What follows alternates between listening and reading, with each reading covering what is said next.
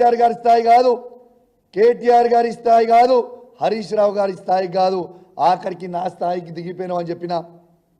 ఇవాళ నా స్థాయికి కూడా కాదు, చిల్లర వీధి రౌడీల స్థాయికి దిగిపోయినావు. నీ స్థాయి గాడికి అయిపోయింది మిస్టర్ రేవంత్ రెడ్డి గారు. నీకు నువ్వు బాగా గ్రేట్ అనుకుంటున్నావు. అధికార మదం కన్ను నెత్తికెక్కినాయి. నీ మదాన్ని ఖచ్చితంగా దించుతాం, ఏం ఫికర్ చేయకు బిడ్డ. దించిన రోజు నీకు ఉంటుందిరా స్వామి రంగా, ఆ రోజు ఉంటే తీసి పెడతాం అని అనుకోకు. నేను ఉట్టిగా నువ్వు మర్చిపోయినట్టున్నావు రేవంత్ రెడ్డి, గుర్తు చేసుకో. నా ఇంటికి వచ్చి నేను ఆ రోజు కాంగ్రెస్ పార్టీలో ఉన్నప్పుడు నువ్వు నా ఇంటికి వచ్చి నా కాళ్ళు మొక్కినవు.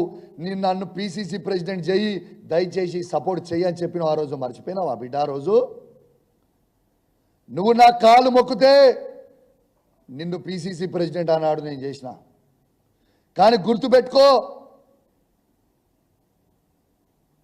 ఏ విధంగా నేను ఆ రోజు పిసిసి ప్రెసిడెంట్గా చేసినో ఇవాళ కేసీఆర్ నాయకత్వంలో మళ్ళా నిన్ను సీఎం పదవి దించే వరకు నిద్రపోకుండా పనిచేస్తా బిడ్డ, జాగ్రత్తలు చూసుకో అని చెప్పి సందర్భంగా నేను హెచ్చరిస్తా ఉన్నాను.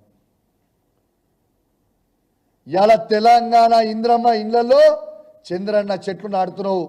తెలంగాణ ప్రజలు నీ ఈపు చింతపండు చేసే రోజు దగ్గరగా ఉంది బిడ్డ, నువ్వు వెయిట్ అండ్ వాచ్ అని చెప్పి చెప్తా ఉన్నాను. నీ నోటికి వచ్చినట్టు మాట్లాడుతున్నావు. నీ అయ్యా జాగిరా భయ్ తెలంగాణ. నువ్వు భయపట్టిస్తే భయపడికి మన చేతు, భయపడితే భయపడికి ఉన్నా అనుకుంటున్నావు ఏంది? భయపడే ప్రసక్తే లేదు, గుర్తుపెట్టుకో. నీకు ఇంకోటి కూడా చెప్తున్నా, చాలా మందితోని ఆయన చిల్లర గుండాగాలతోని నాకు ఫోన్ చేపిస్తా ఉన్నాడు.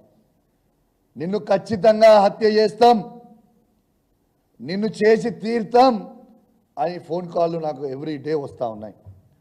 నేను అడిషనల్ ఇంటెలిజెన్స్ శివధర్ రెడ్డి గారికి నేను ఆల్రెడీ పంపించిన ఫోన్ నంబర్లతో సహా.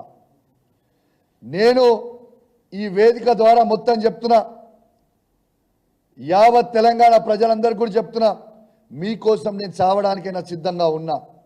కానీ ఏనాడైనా నన్ను హత్య జరిగితే ఖచ్చితంగా దీనికి రేవంత్ రెడ్డి గారే బాధ్యత అని చెప్పి ఈ సందర్భంగా తెలియజేస్తా ఉన్నాను.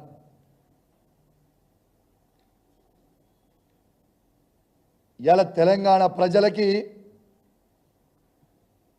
రక్షణ కల్పించాల్సిన ముఖ్యమంత్రి, హోమ్ మినిస్టర్ గారు తనే కాబట్టి అసలు ఏం చేస్తున్నారు?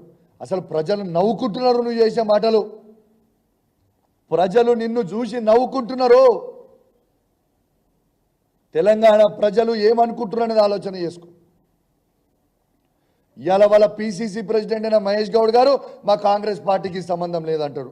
శ్రీధర్ బాబు గారు బీఆర్ఎస్ పార్టీ ఎమ్మెల్యేలు కొట్లాడుకుంటున్నారు అంటాడు. రేవంత్ రెడ్డి గారు మేము చేసినాం అంటాడు. మరి ఎవరు చేసిరు? మీరు ఎన్ని చెప్పినా ఈ తెలంగాణ రాష్ట్రంలో 10 నియోజకవర్గాలలో బై ఎలక్షన్లు రాక తప్పవు. మేము 10 నియోజకవర్గాలలో మళ్ళా బీఆర్ఎస్ పార్టీ జెండాలు ఎగిరేక తప్పదని చెప్పి ఈ సందర్భంగా తెలియజేస్తా ఉన్నాను.